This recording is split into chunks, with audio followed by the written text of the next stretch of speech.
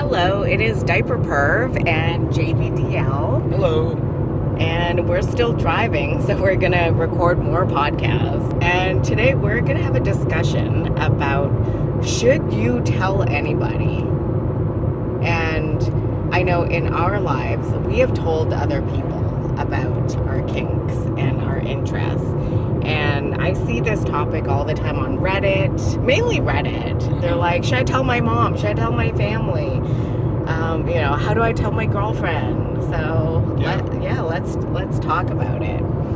So I wasn't like, this wasn't a topic I was that interested in until JayBDL said, I've told my mom. And I'm like, what?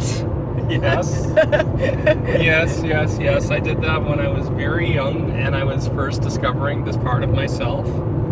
And I think sometime after I got my first pack of real adult diapers, I was still living at home, and I knew right away that this was an important part of myself, that I could not just hide or push away or anything like that. And I knew that in the living situation that I was in, there was a very good chance at some point I would trip up and make a mistake, or my mom would stumble across something. Yeah. And I knew that would be a very difficult conversation. And so I decided to get ahead of things by telling her. Okay. Now, this was way back, just in the beginning days of the internet. There wasn't a lot of resource out there to explain what this was. I didn't even know what this was. I barely figured out that this was a thing and that other people also enjoyed it. Wow. Okay, I'm guessing this is like mid-90s or late 90s. Yeah, like mid-90s. Okay. And so feeling like, okay, one, I'm not alone. There are other people out there who also enjoy this.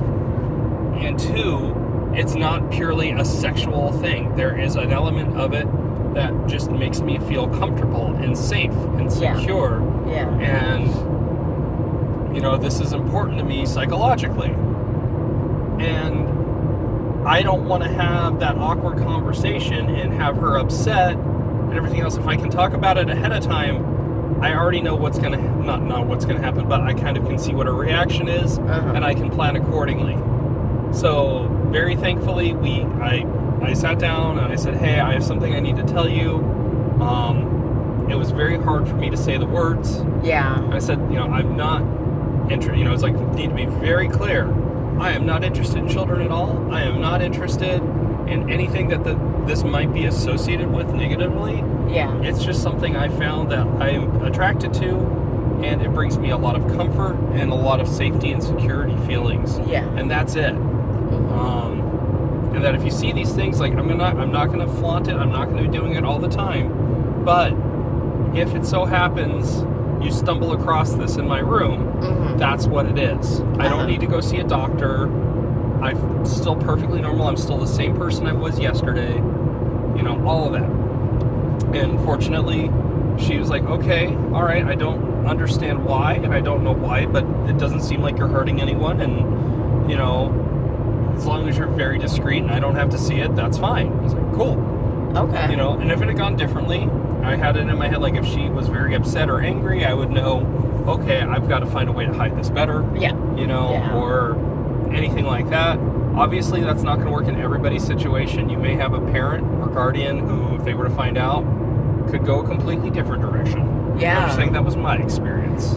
And so do you think that first positive experience has helped shaped how you think about it moving forward, like about telling other people and your comfort level with it? I never really thought about that. And I can't say as it did, because it was probably another 10 years or more before I told another soul. In person, not online, really. Okay. And so I would say it probably didn't, but at the same time, I think when it did finally come time to talk to other people again, I had gone through that. I kind of already experienced that, so it maybe made it a little easier for me to proceed. Yeah. Wow. Okay.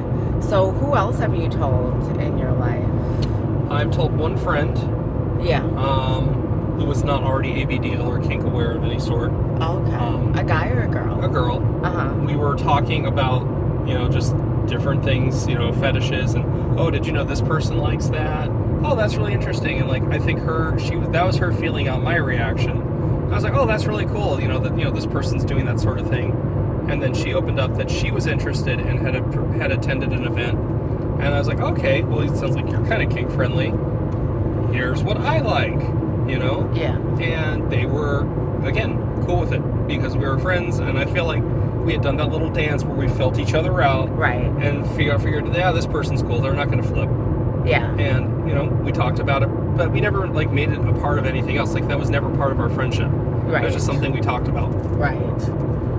But then it was nice to be able to say, like, oh, yeah, I went to an event this weekend where that was featured, and have you done anything fun lately? And like, oh, yeah, I went out to a party again. But it was just, more like something else we could talk about. Yeah, It didn't affect our friendship or dynamic at all. Right, yeah, it's just something that's part of your life that you can share with a friend. Yeah. Cool. Absolutely. And you've told partners, right? Like romantic partners? Yes. When I was dating, I felt that it was very important that I was clear on that. Yeah. And I went through numerous different ways of handling it. Yeah. Some I never told. Okay. Because I didn't know how they would respond, and I realized that was not healthy, and usually those relationships didn't last long anyway. Others I told right away. Yeah.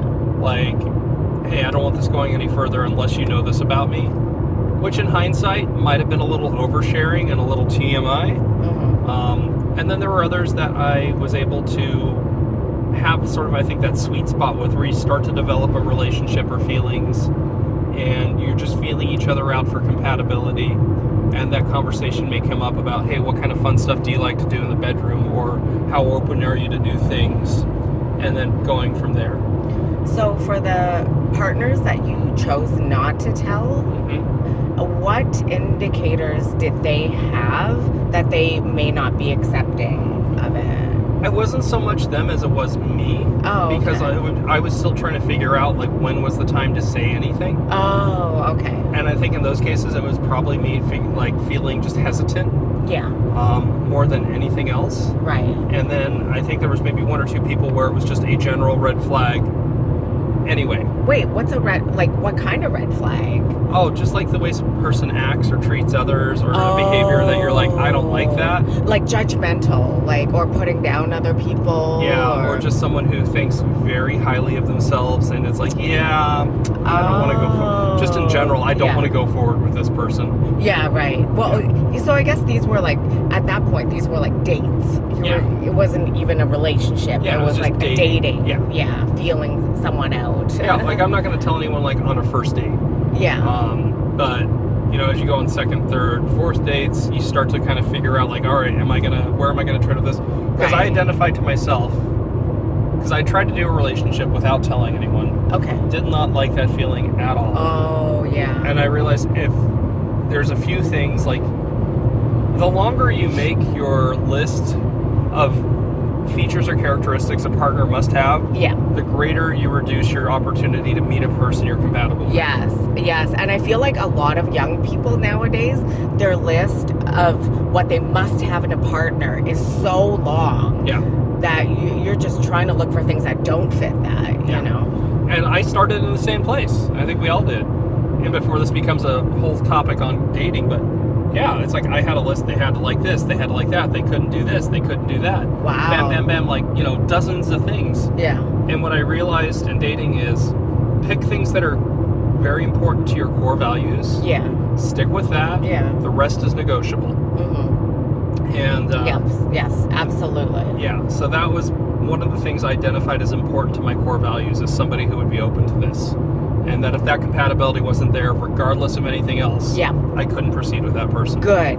I think that's good, because this is a part of you. It's if I felt like this person was compatible with that core value and I felt them out, I would talk to them about it, and we'd go from there. Right. And if I felt they were not going to be compatible with that core value, I didn't even have to ask the question. Yeah. We're good.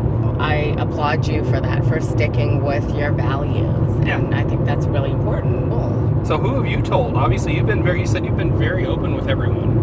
I have. I mean, like, my first, love since I was very, very young is omarashi, like desperation and wedding.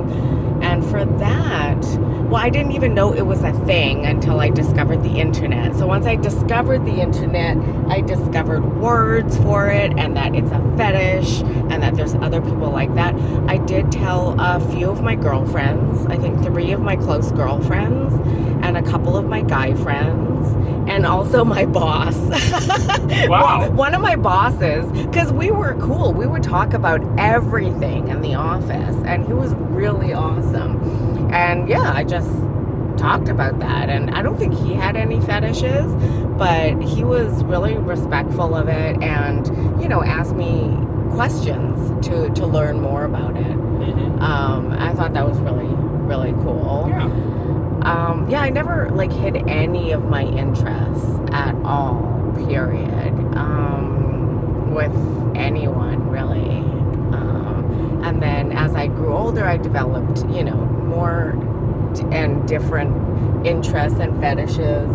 And I've always just told all my friends, like my friends that I'm comfortable with. Did you ever feel like there would be did you ever fear the judgment of others, that it would be negative, that they would treat you differently, or that they would try and harm you because you share this part of yourself with them? Honestly, no, because I think I choose my real friends, like not kink friends, but I'm more scared of kink friends that they would harm me because we weren't friends before the kink. But my real friends, like people that I trust, that that we share different parts of our lives, like my childhood friends and people that I've grown to know as adults before kink, I trust them 100%. And I feel like because I'm so open about it, it gives them the freedom to ask me questions about those types of fetishes. And I feel like I've been educating for many, many years because they may not know about these fetishes. I've never heard of it. So they have questions. And I encourage them to ask all the questions. Yeah. Because that destigmatizes it. And now they know someone in it. Yeah. And they've also met a lot of my kink friends because I kind of, merge those two worlds organically. If there's a place for my kink friends in my real life because of other similar interests, they're in. And it allows my real friends to know more kinky people. Yeah. And I trust my real friends. Okay. So it's like finding that person who has that shared background, that shared experience, that has been with you through a lot, ups and downs, all of that. Yeah. Okay. And I feel like I choose my friends, I guess, wisely, my real friends wisely. Same with I choose my kink friends wisely. I just don't trust the greater ABDL community because I feel like the ABDL community, a lot of them don't feel like they're part of BDSM or part of kink, so they don't understand a lot of the rules of not outing people or how not to out people. But I trust people in certain BDSM circles because they have a greater understanding of respect and not outing someone. It's not so much then that you don't trust the ABDL community. You don't trust the novices, the people who haven't learned the core values of respect and privacy and discretion and things like that. That person who doesn't identify as being part of the greater BDSM community and what that represents. That person who just sees this as one part of their life and doesn't understand how their actions and what everything can affect others. Yes, because it's happened to me. Because as you know, I got outed, and I never had this problem in the BDSM community, in the other greater kink communities, and with my friends. It is the novices. It is the people that don't see themselves as part of a greater community. That can be potentially dangerous. Yeah, and that brings up like telling people on the internet or talking with strangers and revealing parts of yourself, because you know people whom have opened up to others and then been blackmailed. Yes. Oh, yeah. Yeah. It sucks. And I'm sure the people that they opened up to didn't have good intentions to begin with. Yeah. Yeah, they're just people that they met online. I don't know how to... I don't have any advice to navigate that other than don't send videos and pictures of yourself diapered with your face showing and your real name and stuff. Yeah. Like, use a burner account, use Kik, use Telegram, use a different app to clone your apps so it doesn't tie into your IMEI or whatever for your phone. I mean, but that's a whole other podcast on how to keep yourself safe. Oh, another thing I want to bring up is that because I've told so many people, and so many of my friends know I'm kink friendly, a lot of them have come to me with questions because they want advice, because they feel safe with me. So I found out that, a lot of my, seemingly vanilla friends do have kinks and don't know what to do. They don't know what to do about it. Yeah, or they don't have anyone else to talk about because they know that I would be accepting. So now I gotta listen to all their stuff, and I'm like, oh great. Oh great, I'm the one person that, which is fine. Well, you're just so trustworthy. Yeah. Which is fine. Now I know their secrets. That's cool. Yeah. Well, I feel like, talking to others, it's scary. You really have to know your audience, who you're going to tell. It's a risk regardless, but I think, just listening to your stories and then thinking of my experiences, the common trend has been finding someone that you trust. Yes. And that you really have to be willing to be vulnerable with this person and know that this is something that is important and that they'll respect as well, and that if that's not going to be the case, then I think that's where you maybe don't share or overshare with them and you let it be.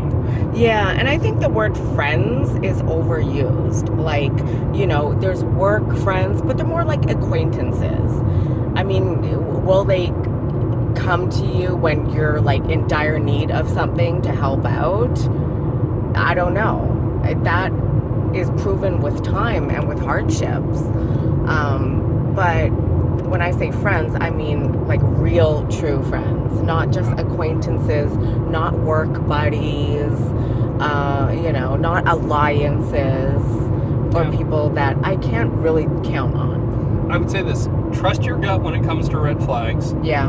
Don't necessarily trust your gut when it comes to moving forward, though, because sometimes we can be so blinded by our need to share and connect with another person, we may overlook things to push ourselves to go ahead and share. But if you're feeling that clear sense of, oh, I really don't think I should share with this person, follow that. Follow it. That one, that is definitely a clear red flag. But if it's a green flag, just take your time. Make sure that, this is somebody that I am going to trust with something that could be very harmful.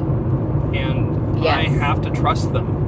And that's something where you just, it's a judgment call. We can't lead you through every single circumstance, but you really want to be very cautious and know that, okay, if this blows up in my face, here are the potential paths of this is going to go. How do I respond? How do I handle it? Because that's always a potential in any case. And you have to be able to accept, like, I'm going to share this with somebody.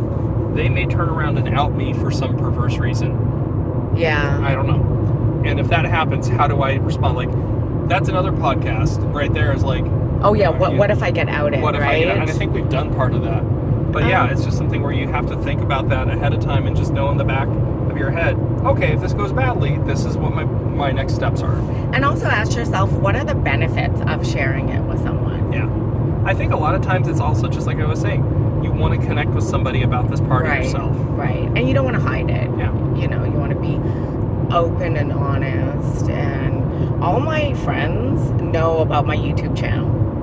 You know? Yeah. Like, look at this. Even when I reconnected with my childhood friends after, you know, a few years of not talking because I moved, I was like, look at my YouTube channel because I'm proud of it. It's hilarious. Yeah. And they, you know, make fun of me. Not about the fetish, but about how I act on it. Yeah. But I think we're biased. You and I are biased because we've told people and they were all positive responses. I know there are people out there who've told others and they've had very, very negative responses. I see that on Reddit. I see that online. Yeah, and it's one of those that you can't, not every person that you intimately trust is going to have a good reaction. No, I know. You know, and not every person who finds out is going to be, you know, working against you. That may actually build a bond. But more often than not, if you have that shared experience and you trust somebody and they trust you, like, feel it out a little bit. Ask those questions like, oh, what do you think about this? What do you think about that? You know, and see how they kind of react. And then they'll maybe feel you out and ask you similar questions. And if that feels right, then it's like maybe you proceed and you talk about like, well, I kind of like this thing.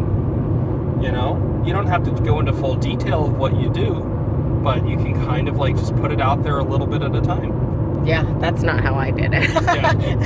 Like, here's everything. Yeah. This is what I'm into. And yeah, I've been really lucky. But I think it's because I chose my friends carefully. Like, I wouldn't be friends with someone who's super judgmental, who's super hateful towards, you know, different groups or anything. That's just not me because I'm not like that. And our personalities wouldn't match. And don't just assume that because somebody maybe is kink friendly or is, you know, alternative lifestyle, that they're immediately going to accept you because ABDL is taboo even within kink to some extent. Yes. So again, just be cautious in how you feel it out. Yes. Yeah. And it's okay to set aside time to ask all the questions, for them to ask the questions. Yeah. Because, like, I've had friends where I told them, and I know they're kink friendly because they participate in other kinks like rope and whatnot, right? And they're like, oh, you know, they have so many questions like, you know, the P word, did they have a traumatic childhood? It's okay for them to ask that because you're gonna, I guess, set them straight and answer honestly. Yep, exactly. And give them the resources if they want to learn more. There's so many great podcasts, YouTubers, people that are out there to share their experiences, their positive experiences. And at the end of the day, if you can, go to a meetup, go to a munch, go meet people in the community who are all there for that same purpose. Well, everyone, have a great day. We're going to go fossil hunting. Hopefully we can share some of the finds on YouTube or social media. Bye. Bye.